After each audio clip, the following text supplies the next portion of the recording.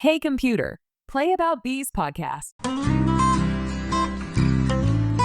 Well, hello everybody, and welcome back to another episode of About Bees, Culture, and Curiosity with your hosts, Bidzina Mosiashvili and Ron Miksha. Ron, Thank how you, are we? Bidzina. Yeah. Yes, no, of course. Anytime. That's what I'm here for. But I know, that's what you're here for. yeah, but what are we going to be talking about today? Well, we just passed the spring equinox as we've been recording this like a day or two ago, or maybe it was just yesterday, but we're there. Yeah. Today is March 22nd, and I think it might be the first full day of spring. So, spring is in sight, and we're going to have a very short podcast episode today as we just kind of look forward to our spring season. So it's going to be season 4 of the About Bees Culture and Curiosity podcast and YouTube channel. So season 4 starting now. And I think what I'll do is I'll just get up here and make a quick screen share so that people can see what we're going to be doing here. Okay. All right. So yes, and here we are. It is definitely spring out here. We've got a high temperature today. I think got close to 8 degrees with wind and a lot of cloud. And I guess it felt bitterly cold anyway. But that's what happens, doesn't it? Let me just see if I can. There's something I can just.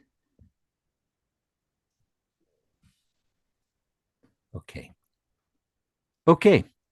So, Bidzina, this is, of course, our, can I forward this now? Yeah. Hang tightly here. No worries. Well, the kind of the theme. Well, I have something to cut out because this isn't my,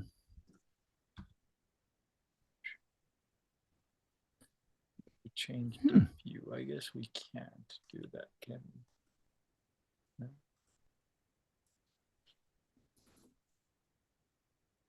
No. We've got a lot to cut out because this is I'm stuck on the first screen is what's going on. It's okay. So I may have to stop. You got a new computer, right? Yes, I do. I do have a new one because my other one kept bombing out on me over and over again. So let me just try this all again. You must see a picture of flowers right now, right? I see a picture of flowers, yeah. Yeah. So let me just see if I can get this thing working more.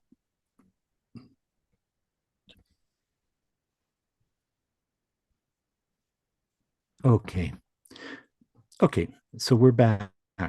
I'm going to cut out that whole chunk there, and if you don't mind, it would, it's about 2 or 3 minutes to erase or just blank out and come back in with this. Yeah, so I think that's fine. Yeah. All right. Okay, season 4 preview. So, Bidzina, what would you like to see coming up? And I'll leave that up to you to decide what things are we going to do in the next 12 or so episodes that will be part of our spring series. What should we talk spring, about? We should keep it practical and keep it what people want to listen to, I think. And what I would want to listen to anyways is, how to have a successful beekeeping spring season. Mm-hmm. And if possible, maybe we can time it every episode with what's happening during that week in beekeeping, or maybe that month or whatnot, and we could break it up into several different topics. No, I like that. That's really good. So right now we're still feeding bees, but we had an episode about feeding bees just a short time ago. But I think one of the next things will be when you make your first inspection of your bees in the spring, you open up your hive, and I still haven't pulled out any combs to look at brood patterns because I feel like I would be doing more damage than good. And if I were to do that, you know, I can't, if the queen is bad, I'd still want to wait a little longer before I found a queen and, you know, bought a Right. queen somewhere and then installed her. So it's still that kind of period where all you can really do at this moment on March 22nd, the first day or so of spring, is to make sure your bees aren't starving and to give them maybe some pollen. And by feeding a cake or a patty of pollen near your brood without opening the hive, just put it where you see a big cluster of bees and put it right above that on the top bars. If you do that and then come back a week or 10 days later, if most of that pollen's been eaten up by the bees, then you almost certainly have a viable queen in there because they're using it to feed the brood. And if it's still sitting there and getting a little moldy and drying out, and they're not using it because there's no brood to feed. So this is your first indicator of how your queen is doing, but you still don't Right. have to open the bees up and do anything until you know that if you find bad news, you have something to do to kind That's of right. fix that bad news.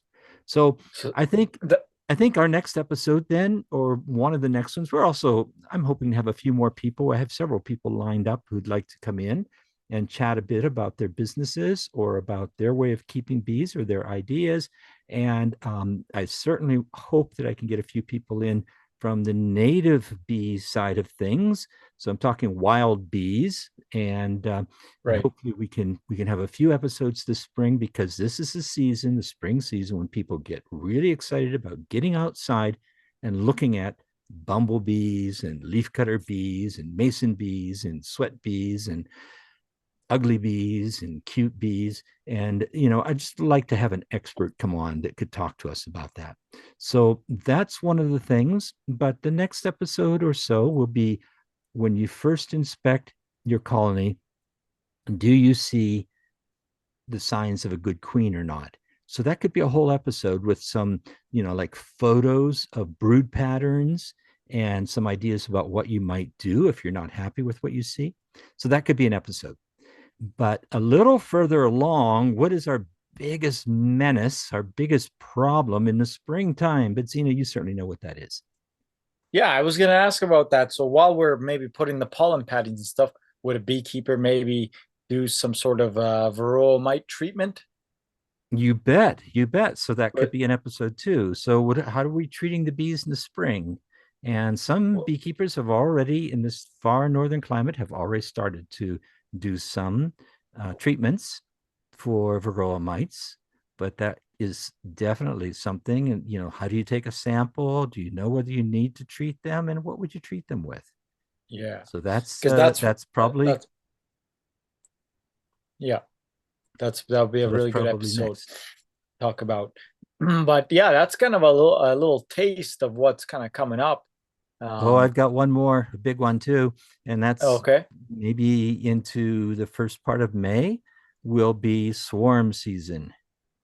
swarm What do we season. do? Yes, Yeah, how do we keep our bees from swarming? So we're going to have an episode on that. So these are some of what they are going to be lined up for the spring. So very I nice.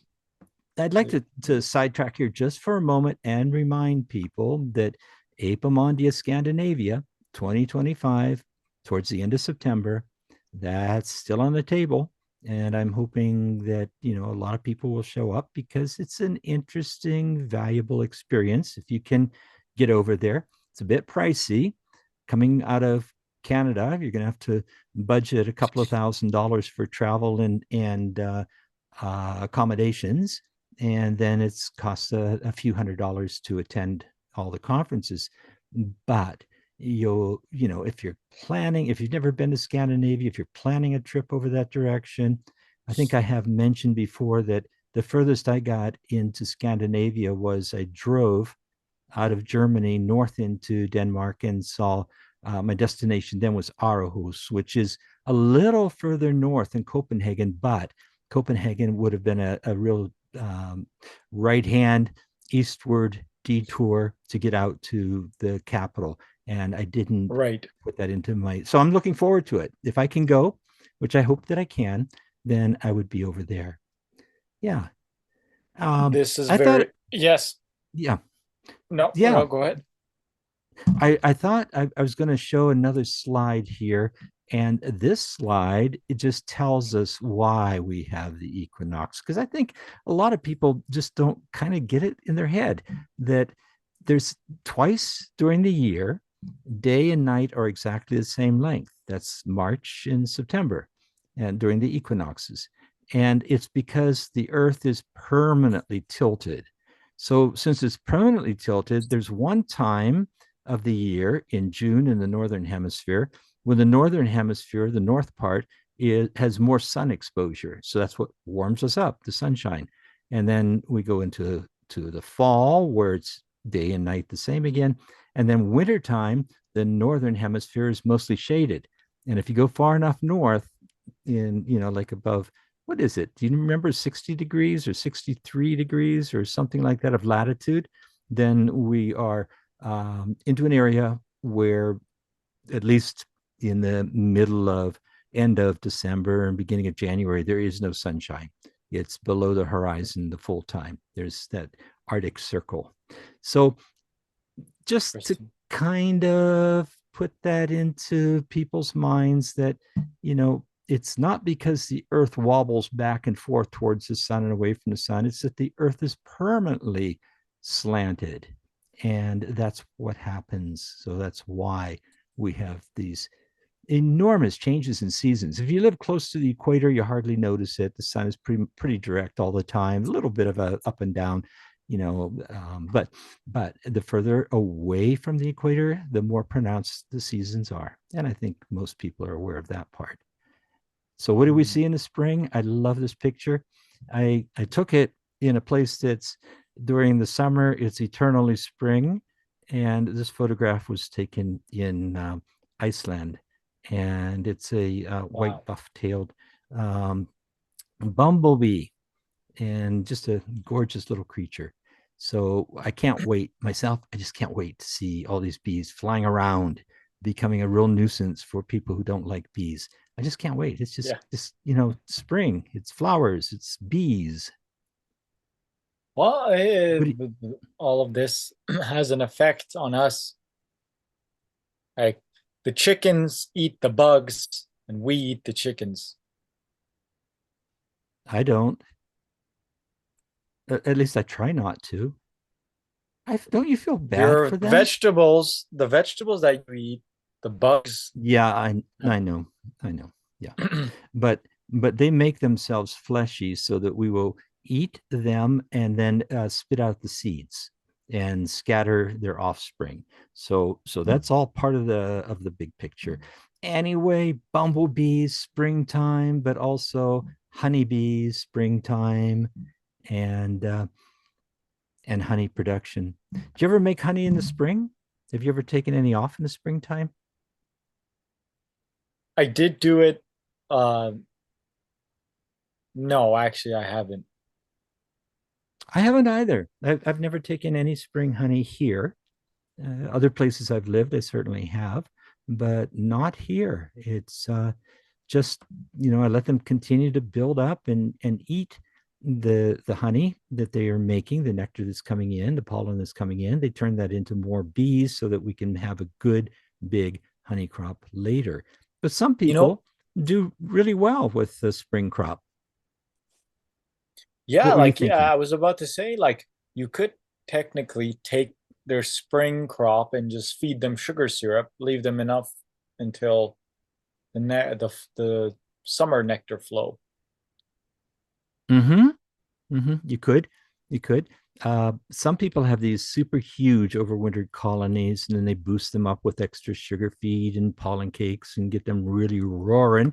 And instead of splitting them, they try to control the swarming, and then they throw on 2 or 3 supers, and they make some really interesting, disgusting dark honey, which is usually almost inedible because our spring honey here isn't that great, really, to be frank. It just, at least it doesn't appeal to me. Oh yeah, it's always dark, and it always has a strong flavor. It's not the best of honeys when you're producing the spring crop. Compared to what we produce in the summer, that's one reason that I don't like to try to capture any of it. I just want the bees to use it. Let the bees eat the crap. I want to eat the good stuff. That's my Yeah, theory. but everybody that I've sold honey to, almost 50 to 60% of the people, they're like, the honey that I know is darker than this, the real Who do you honey. sell your honey to? Who are these people? Just just the Canadians, Americans, Europeans, Asians. These are all different types of people, and they've all said that they usually remember honey to be a darker shade. I guess this type of yellow, the what you see this little guy holding on screen. Yeah, we have a picture up now of a really animated looking bee, a little honey bee with runners on its 2 feet and 2 hands, and two of its appendages are totally missing. But anyway, it's holding one of those honey sticks that like those dipping sticks, and it's got honey dripping off of it, and it's a nice golden yellow color, which is just wrong. Like our honey should be white. I think the difference there is if people are new to the area, new to general Alberta, Calgary area, which a lot of people are, about a third of Calgarians were born somewhere else, then they tend to be more familiar with darker honey. And the Yeah. people who grew up around here are used to the honey that they had as children, or that their grandparents used to make, or whatever. And it, of course, is that really white, smooth, mild tasting honey. The best in the world, by the way. Well, You get a there's a premium price. huge Japanese market, from what I understand. They love the light honey. Yes, in general. I should make it almost sounds condescending when I say they love the light honey. A lot of people in Japan do prefer Canadian products in general, and the Canadian honey is a premium for Yeah. a lot Well, of the did you specialty hear shops. And there was a company selling? Sorry, I didn't mean to cut you off. But no, I want to hear what you have to say. I've been monopolizing there again. there's I don't know if they're still doing it, but I've heard that there was a company in China selling air out of Banff, canned air from Banff Oh, in China. yeah, that's that. Banff in a Guess can. you, I guess you wouldn't want to open the can, though, would you? I don't know No, what you would you do just with you it. spray it or you breathe it in or something like that. Oh, it's It's like fr pressurized and it's in a spray can. Yeah, yeah, and it's like Ooh, fresh oxygen for whatever apparatus that they mm-hmm. use to breathe it into.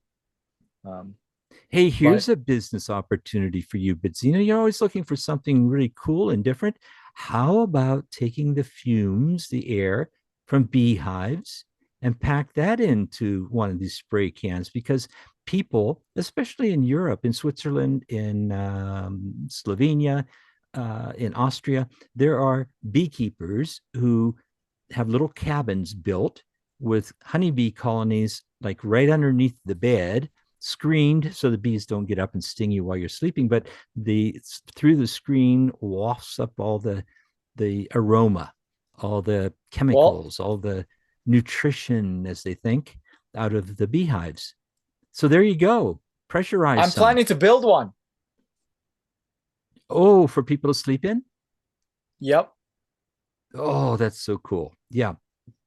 But Yeah, I make it make it wheelchair accessible. okay. Okay. Well, this is Yeah. going to be. I honestly, this is. I've talked to Herman about it. We will see where it goes, but there's a location. I have a location. Um, yeah. There's a Cool. demand for it. What would we There be is. charged for it? Pardon? What would we charge for it per hour or per Per day? hour, per day. Whatever people are dumb enough to pay. Okay. That's the limit. But Yeah. yeah. Well, this Hard to is the raise little bit. Yeah. prices. It's hard to raise those prices. So start out really high. And so I'm thinking, like $5 an hour or something. And then if you have to go down to $2 or so. I was thinking this is gonna be a crazy, like it's gonna be like a $300 an hour type of deal. A what? $300 an hour. Yeah, maybe that's more appropriate. Yeah, you should maybe start higher than $5 an hour. I So don't know. two, three We'll hundred see though. dollars an hour. I don't know. I don't know who your clientele are, but it probably would be a novelty that people would be interested in. I mean, some folks go to goat farms and put down a yoga mat and let the goats climb over them. So, some people are going to bring a mat and stretch it out inside of a little cottage that has bees inside there so they can be part of the I hive. agree. Well, Go it's at for that it. rocking our guest ranch place you were at. Remember? Oh, The yes, I do remember. Yeah, Yeah. So perfect. they have Perfect. yeah, That's they have a wedding, they have the cabin and mhm. it's fully booked for the year. Why don't we give them a shout out here? So the name of it again is Rocking our guest ranch. Just Rocking Our Guest Ranch, and it's yeah. just outside of Strathmore, which is just outside of Calgary. Yes. From Yes, where they're about a 40-minute drive from downtown Calgary. 40 minutes from downtown Calgary. Okay, and from the Yeah. airport, because I can see people flying in from San From Diego, Yes. flying It's in from about Europe. similar distance from the airport, about 40-50 minute drive. 40, And 50-minute drive. Yeah. and there's a shuttle service, direct shuttle service from the airport to Strathmore, I believe. Oh, And from downtown, or no, not from downtown. That's to Chestermere. but I'm sure that if you had a client flying into the airport and you would try to help them with the arrangements, or maybe even for a very small fee, pick them up, take them out to the Rocking R. Well, that's what they do. They have a lot of clientele like that. Yes, where they have people outside of Canada come just to experience the ranch life, because it is a ranch, but Mm-hmm. it's a tourist ranch. Sure, sure. A Yeah. lot of people, would just love to see a tourist ranch in Alberta if they've never been out of a big city like London, or have never seen the kind of Wild West. I think that would be a really nice thing for people. And then to have this as an add-on, 300 might be a little pricey. $5 if it was just a joke. So, Maybe I'll if you meet in can, the middle of that. no, don't meet in the middle, maybe 200 or so. Because if people are spending the money to fly in and people are, keen enough to give it a try, you might be The- able to like make a deal where they come back if they're staying there for a week or 3 days or something at the guest ranch. Then you might say, okay, it just gets better each time you're in there, and then just that's make a right. deal. I wonder what the whole legality behind it is, but I'll this is kind of a preview of what's coming, folks. That's what we're going to be talking about. We're going to be talking about bee therapy. So this is the Hmm. evolution of about bees culture and curiosity. We got we got Oh, bee it's curious. aromatherapy. Yeah, that's right. Bee sting therapy, and then also tinctures. What are we doing with tinctures? Yeah, we There's a have lot. not talked about those Yeah. things, so let's make that happen. Yeah, but Zena, it sounds like you're winding us up, and I think that's a good thing. I think we are about where I expected to be in time and talking, showing people a few things. So I'm willing to say goodbye to the folks. I think this is just a little Oh, you know what we didn't snicker. do, Betsina? What Betsina, what we didn't do, we didn't thank people for we did listening in not. for the Yeah, that's right. last. Yeah, yeah. Well, So we've had. we were gonna get. We didn't end it Oh, you were yet, going to but do that. I I wasn't. was gonna I was say. totally. Well, I Yeah, thought we'd both say it at the same time or something like that. Why don't we? probably not. You want But I us to think try to do it's. something in unison? I certainly don't. But Okay. I do want to say that the audience is appreciated, and it's slowly building, and it's just great when people listen to us as they're gardening, driving, doing the dishes, whatever they're doing. And in your case, since you're in charge of the YouTube channel, putting up their feet, relaxing, and drinking their favorite tea and learning about bees, culture, and curiosity with Bidzina Mosishvili and and Ron. Ron. Yeah. Okay, folks. Bye-bye. Bye-bye, everyone. Thank you, everyone, for listening. And join us 8 a.m. Mountain Standard Time for a fresh episode about bees and culture and curiosity. Bye, folks.